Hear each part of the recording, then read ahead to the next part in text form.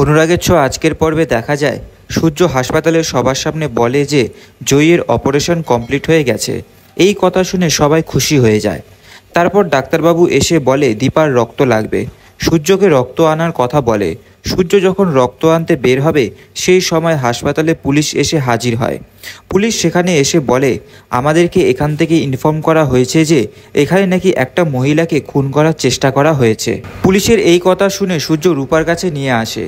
রূপাকে জিজ্ঞাসা করায় রূপা বলে আমি তো একটা ঘোরের মধ্যে ছিলাম, মা তো আমাকেই বাঁচানোর জন্য চেষ্টা করেছিল, তারপর এইসব কাণ্ড হয়ে গেল। তারপর সূর্য রক্ত নিয়ে এসে ডাক্তারবাবুর হাতে দিয়ে দেয় দীপার অপারেশনের জন্য। এরপর সেখানে উর্মি আর জয় হাসপাতালে আসে। উর্মি সূর্যকে জিজ্ঞাসা করে দীপার কিছু হবে না তো? তখন সূর্য বলে দীপার কিছু হতেই পারে না, আমি কিছু হতেই দেব না। তারপর রূপার চোখের ব্যান্ডেজ খোলা হয়। প্রথমে দীপাকে দেখবে বলে দীপার কাছে যেতে চায়। সূর্য তাকে দীপার কাছে নিয়ে যায়। তারপর সূর্য সোনাকে বলে চিন্তা করিস না, মা সুস্থ হয়ে যাবে। তখন সোনা বলছে তুমি আমাকে কেন বলছো, মা তো আর আমাকে খোঁজে না।